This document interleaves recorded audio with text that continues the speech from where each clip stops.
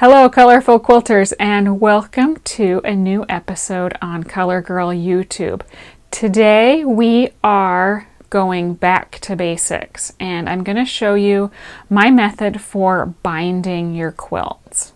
I'm going to show you two which can be mixed and matched. First of all, we are going to do a straight grain binding and machine sewn. Okay, in the next section we will do a bias cut binding, hand sewn. So you can choose which combination you like the best. You can do bias, machine sewn, you can do straight cut, hand sewn, whatever you tend to prefer. Personally, for most of my quilts, I do use straight grain fabric for binding.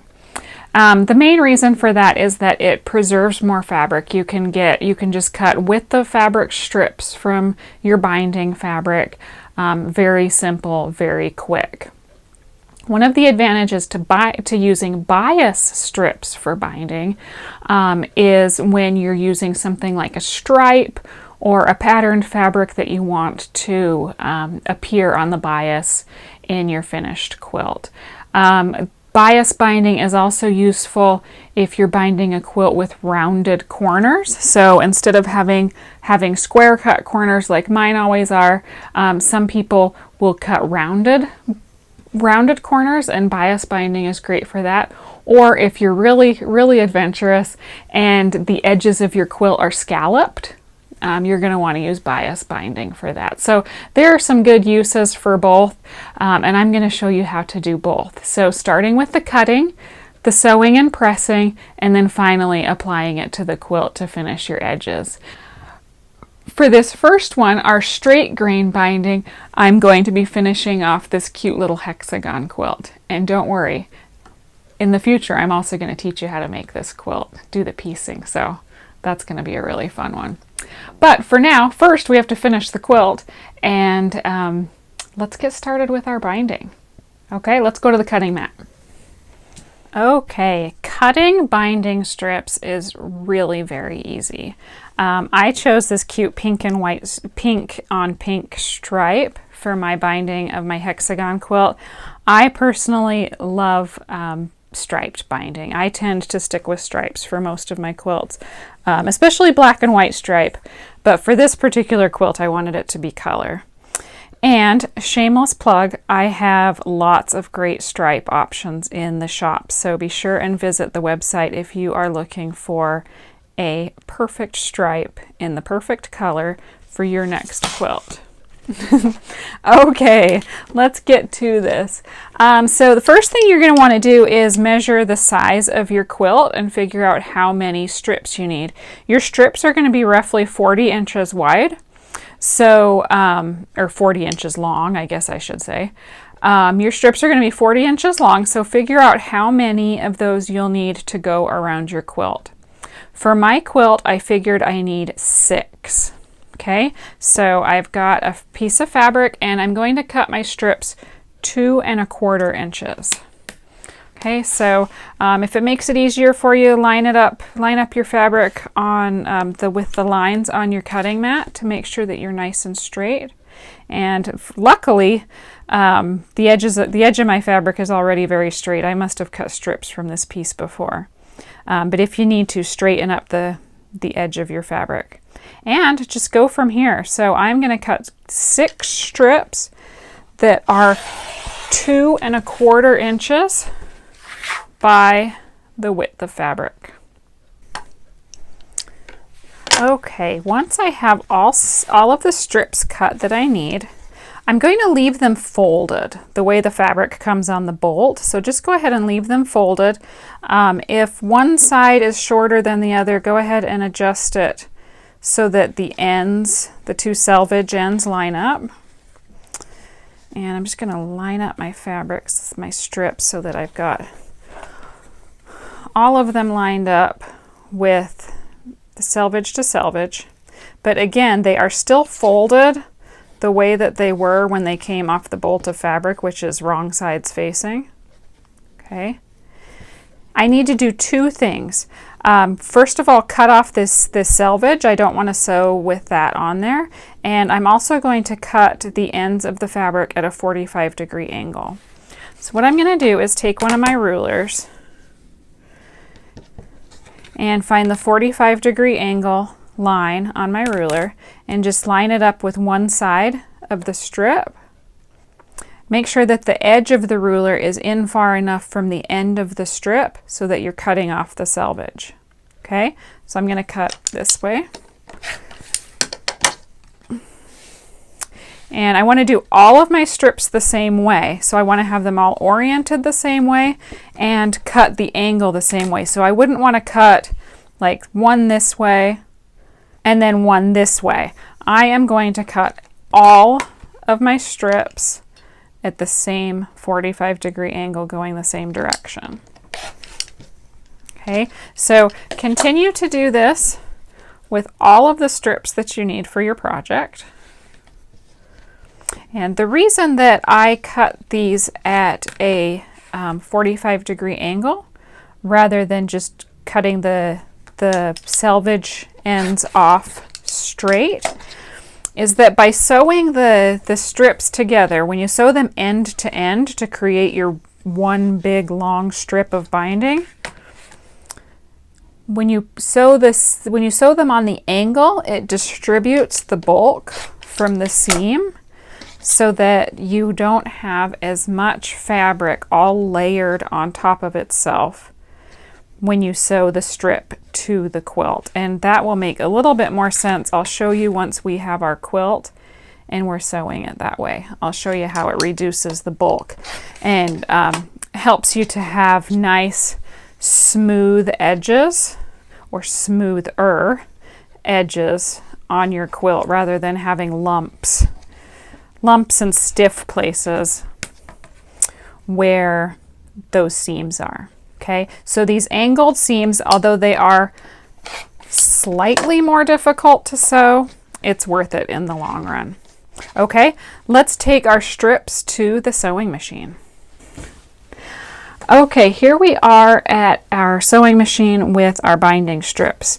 And like I told you to cut the ends of them at a 45-degree angle and to cut them all the same. That is an important point because that will make it so that when you place them right sides facing to sew together, the angles will line up. Okay, and when you put the ends of the strips together to sew them, you'll notice that I have them overlapping the end of the pointed end of the strip overlaps the other strip by about 1/4 inch. So this distance right here is about 1/4 inch, and as you might have guessed, that is your seam. Okay, so I've got my machine set to 1/4 inch. You can put on your 1/4 inch foot, move your needle, whatever you need to do to get 1/4 inch, and we'll start sewing. So basically take your first 2 strips. I'm just going to kind of put the end of the first one off in the distance because I want to leave that one out of my way. And sew that 1/4 inch. Now since you do have your fabric cut on an angle, it might have a tendency to stretch, so just make sure that you're really careful not to pull on it. Then just follow your top strip out, find the end of it, and grab your next strip and add that on. You don't need to cut your thread or pull the previous piece out. You can just sew your very next seam. Exact same way, lining up those ends with a little bit of overhang.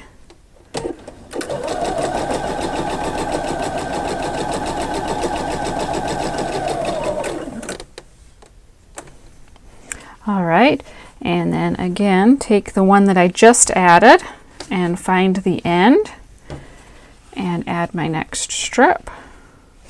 Oops. And only one end will work. See, did you see how when I went to put this one on, these line up like this? That's not going to work. So that means that the other end is my correct end. Okay, so we will just continue to do this, and you can sew as many strips as you want or need together in the same way. Just keep adding. Okay, and once you have sewn your last strip, then go ahead and remove the entire unit from your sewing machine. And you can see they're all connected because I just sewed one right after the other. I just have to cut them apart, cut the little thread in between each unit. And that gives me one long continuous strip of binding. Okay, I'm going to go to my ironing board. Okay, when we press our strips, we are going to press the seams open just by kind of finger press it open, and then put your iron. Oops, got a little piece down. Just put your iron down on it. Since these are straight of grain strips, you don't have as much risk of stretching as you would if they were bias cut. But your seams are on the bias, so just try to be careful.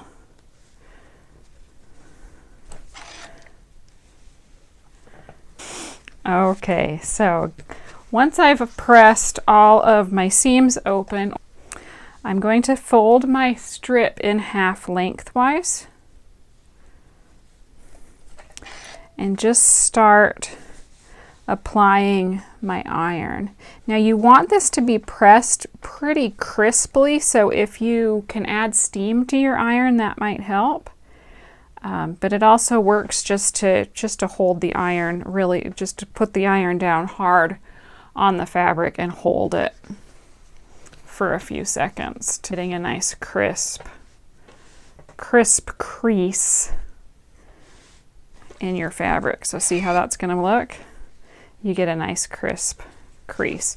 And just keep working your way down in sections. So what that does for me is once I have my entire strip pressed with the crease, that gives me a finished edge. So one edge is finished, there's no raw, and the other edge is a raw edge. So I'll show you how that's going to go to finish the edges of our quilt with the raw edge on the inside and only the finished edge showing. So it creates a really nice finished edge to our quilt. Okay, so I'm going to finish pressing my entire strip so that it's folded like this, and then we'll head back to the sewing machine and put this on our quilt. Okay, we are back at the sewing machine. We have our strip all pressed and nice, and I also have my quilt here ready to sew.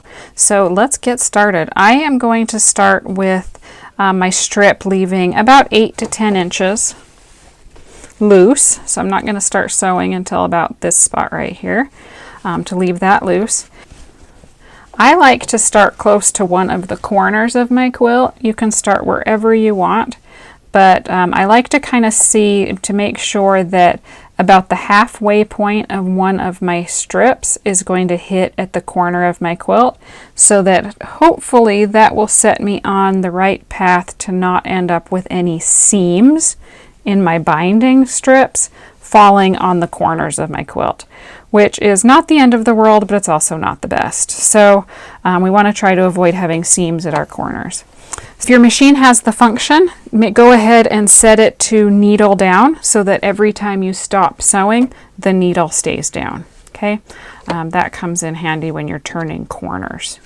All right, so I'm going to take a couple of stitches and then back stitch a couple, and we are on our way.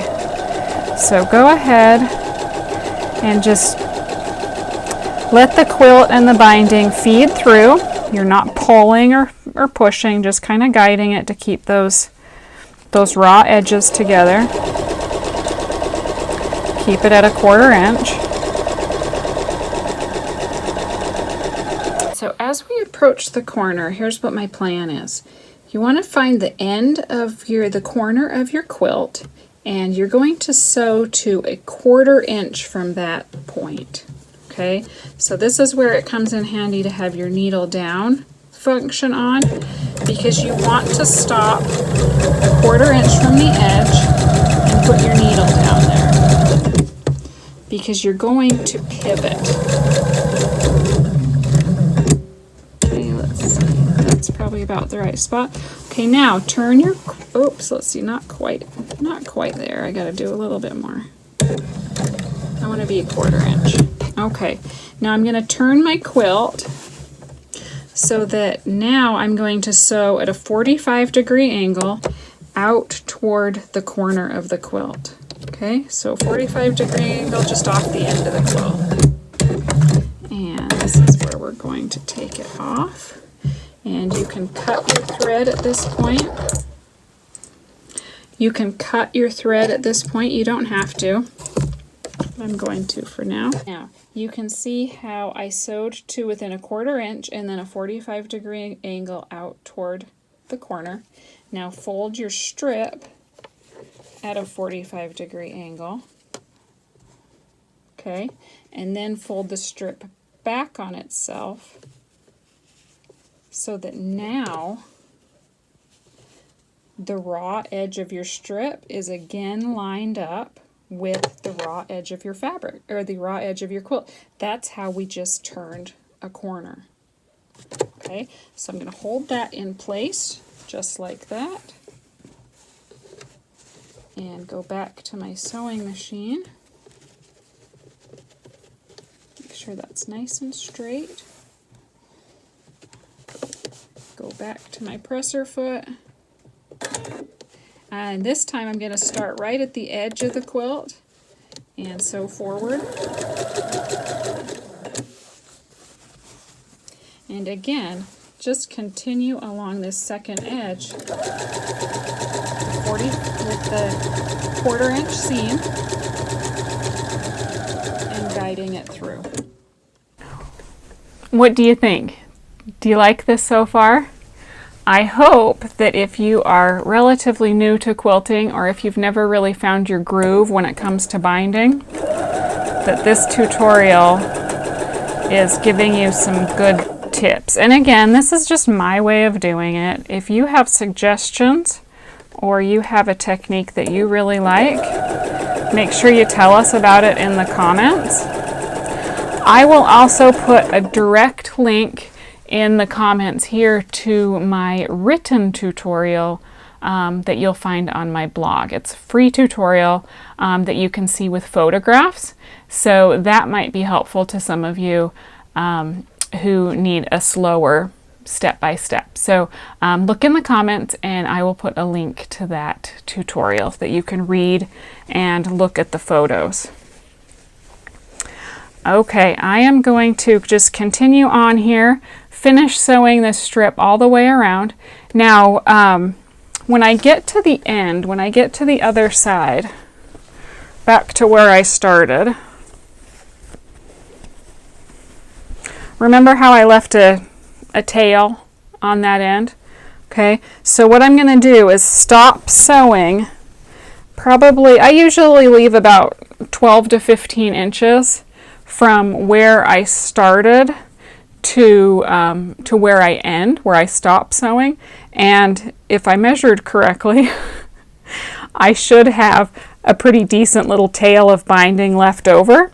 And I will show you how I join the two ends so that you have a smooth finish. Okay, so that is going to be our next step. First, I will finish sewing until I get to that point, and then I will be back. Okay, hang on a minute. Okay, I have finished sewing all the way around my quilt except for about 15 inches or so. And I have a little tail at each end, and I back stitched at each end to make sure that those strips don't come loose there. Okay, so now the trick is to join these two ends and so that I have a nice continuous loop of binding going all the way around with smooth seams. Okay, so I'm going to, since the end of this one comes pretty close to where I stopped sewing up here, I'm actually going to trim that a little bit shorter so that they meet closer to in the middle. But I want to keep that 45-degree angle intact. I'm going to cut about 1.5 inches off. Okay, so that gives me a little more leeway at this end. Okay, So few things you're going to need here. You're going to need pins, your rotary cutter, and a ruler that's small enough to be fairly manageable and maneuverable. Okay, you don't want to use a really huge ruler. And you are going to use your 45-degree lines on your ruler again for cutting. Okay, so this is the end that we're starting from. So in order to have the two ends of our binding fit together, we need this strip to be cut at the complementary angle, which is like this. So I want both of them to be at this angle. So just tuck that thought away in the back of your mind, that we want to pay attention to the angle that we cut our second strip to fit. Okay, so the next thing, in order to measure to get our strips to fit, first of all, I'm going to lay the first one out as flat as it can be, just basically the way it would be when it's sewn. Okay, and then I'm going to flatten out the edges of my quilt so that the second one I can also lay down as flat as I can, as if it was sewn down. Okay, and this is where the pins come in. Get out a pin. What I'm going to do is smooth out my longer strip and find the point where it meets the end of the first strip. Okay, and if it makes it easier, you can unfold it and just work with the single layer of fabric. But I can see the end of my first strip is right here, and my second one overlaps it right there. I'm going to mark that spot with a pin. Okay, so you can see that pin marks the point where the second strip meets the first strip. Okay, so now I want to take it away from my quilt sandwich, away from the first strip. And okay, and remember that I told you that I need to cut this one at this angle so that it fits to this one. So what I'm going to do is put the 45-degree angle of my ruler against the straight edge of my strip. That way I know I've got a 45-degree angle across my strip going that way, and it's the right angle. The edge of my ruler lines up with where the pin is. Okay, so that's exactly where my strips end. Now, since I'm going to sew the two ends of the strips together, I need seam allowance. So what I'm going to do is just slide my ruler over until the 1/2 inch point on my ruler is where the pin is. Can you see the pin is right here, and the 1/2 inch point of my ruler is here, so I have a 1/2 inch there. Okay, and then I can go ahead and make that cut. All right, take that first pin out. You may want another one at this point. So now you can see how my strips overlap and give me seam allowance. So I'm going to fold my quilt to bring those two ends together and give them some slack. But I want to make sure that I don't twist the strips at all. And put them right sides together, just like we did when we first sewed the one long strip of binding at the very beginning. Put right sides together with your little 1/4 inch overlaps at each end. And pin that in place.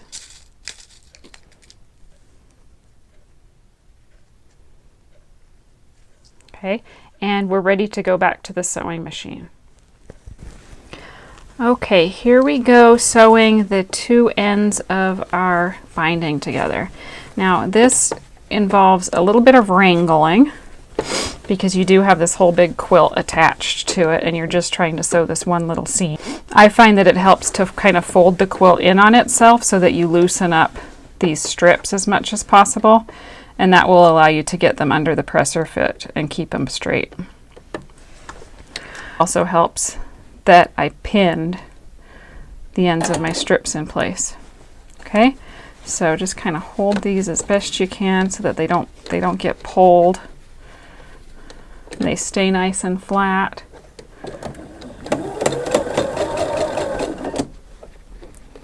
Take those pins out as you go.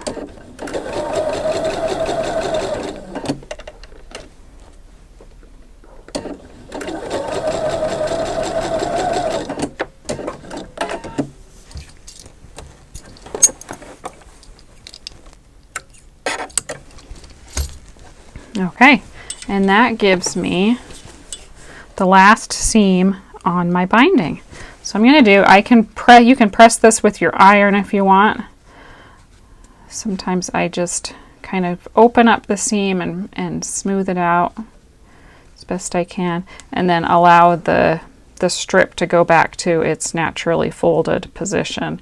Now you may find that it's a little bit baggy now, you don't have that nice crisp edge, so you may want to take that to your ironing board real fast.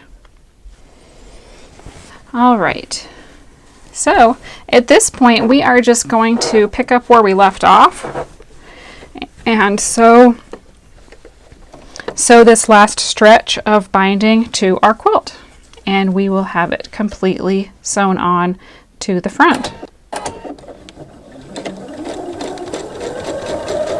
Okay, and look at that. We have a nice smooth transition for the two ends of our binding. It's no different than any other seam on the rest of the quilt.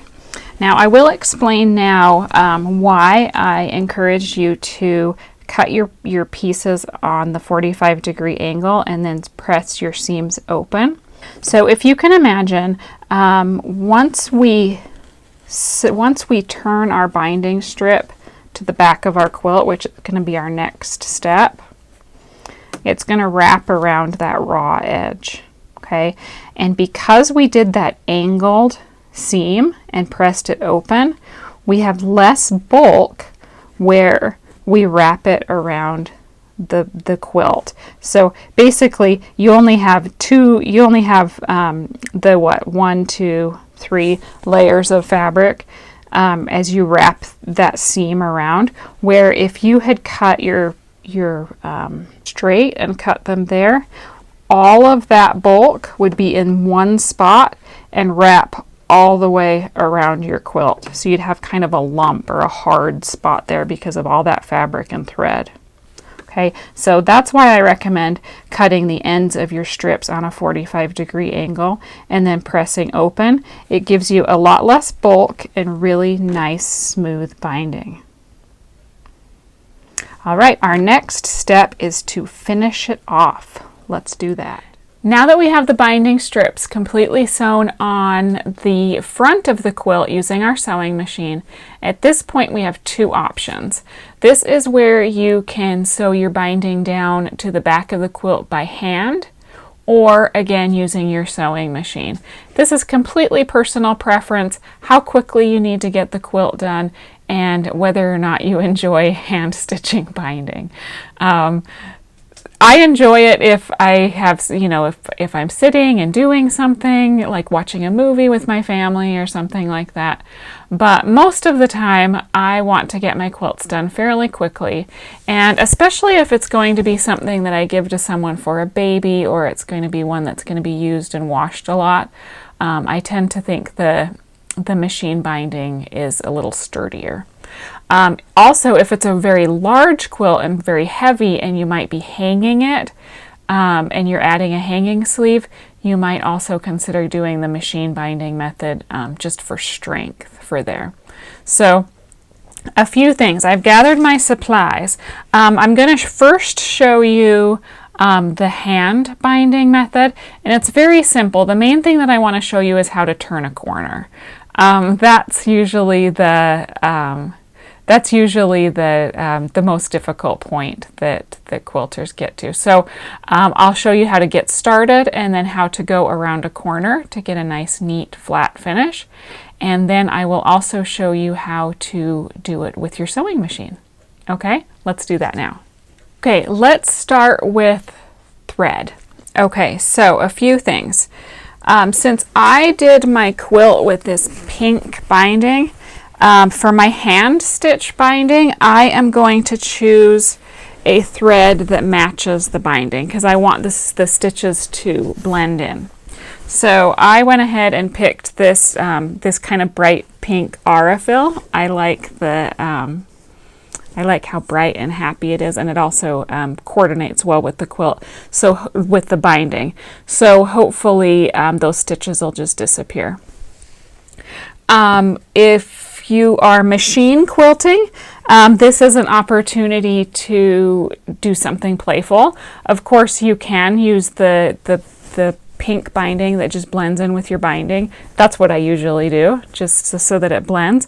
But every once in a while, I think it's fun to do something with some contrast, so that just to add sort of a fun little touch to your quilt. It's a little bit of a surprise on the back.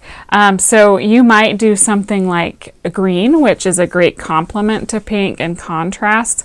I'll show you what that looks like when we do our machine binding. So that's an option.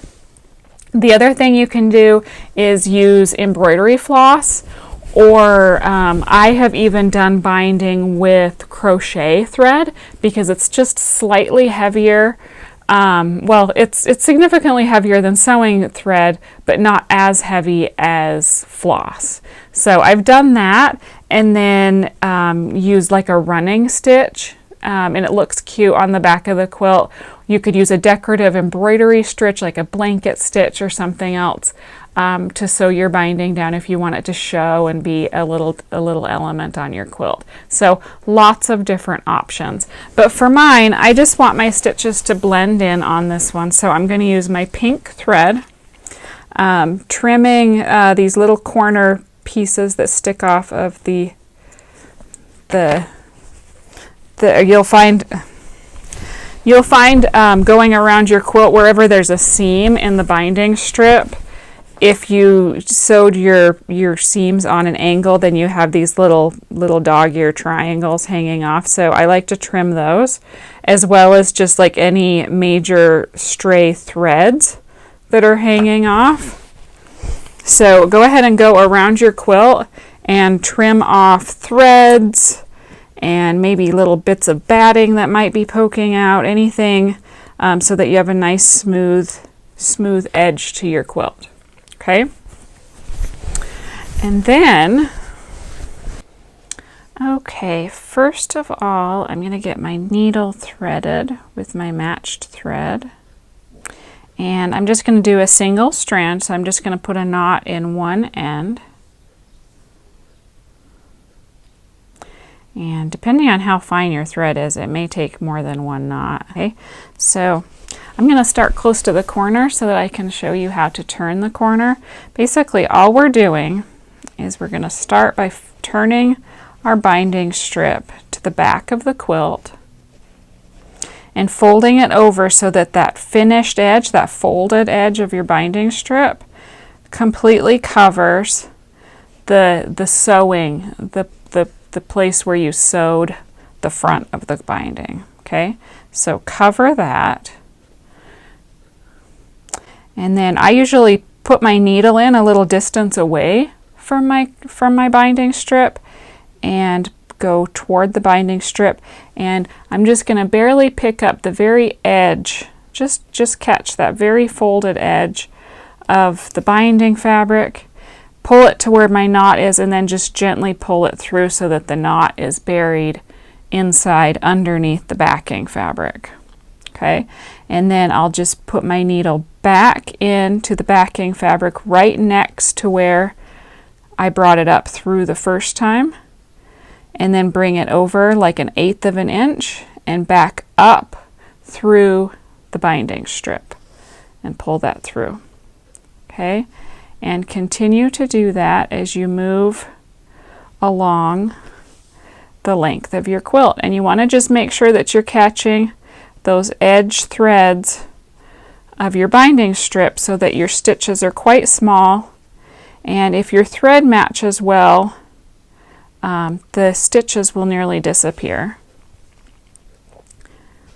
Okay, so just continue to do those stitches along the length of your strip. You're putting your needle back into the backing fabric right next to where it came up the last time so that the stitches go directly back down in, and then pushing it over about 1/8 of an inch and pulling it through. Okay, just continue stitching along until you get to the corner. Okay, and you can tell that you can see that I'm using my thumb to hold the binding strip down. Now you can also use things like pins. Sometimes I will turn a bunch of it over and put like a string of pins down here to hold it in place, and I can just stitch, stitch, stitch and not focus so much on holding the strip or where it is. There are also tools like binding clips that a lot of people like. So if you prefer to do that, that works great too. If your strip is held down like that, it kind of helps to just allow you to quickly stitch, stitch, stitch and not have to worry about placing your strip or worrying about where it is. Okay, now I've come to the corner, and you can see I've got sort of this, I have a fold in the binding strip. Pick this up. Okay, so I've got a 45-degree fold, and of course this lines up with this side of the quilt, and I want to get this finished edge of my binding lined up with the second. So all I have to do is keep that fold in place. Do you see where I'm pinching it between my thumb and forefinger? Keep that fold in place and fold the next edge down so that it also lines up across so that it's covering the stitching on the second side, and that you have a nice mitered corner. You want to aim for having the two corners come together so that it goes straight down in. So I wouldn't want to fold it so that it's like overlapping like that, or so that it's down here. Do you see how that's kind of uneven? You want to have your folds line up so that you have a really pretty mitered corner there. And then what I'll do is just take my needle and put it in right below where I last stitched, and then bring it up so where I catch that corner that I just folded in and pull it in, and then you can tack that place down. You see where I'm pulling the thread and it's holding that mitered corner in place, and then I'll just go directly back down into the backing fabric and over about 1/8 of an inch and back up through the binding strip. And that's going to hold that fold in the corner. Okay, and then I will just continue stitching the same as I was on the first side.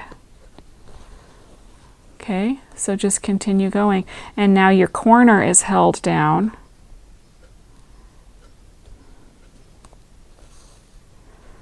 And you're continuing on your way for the second side. You have a nice little mitered corner.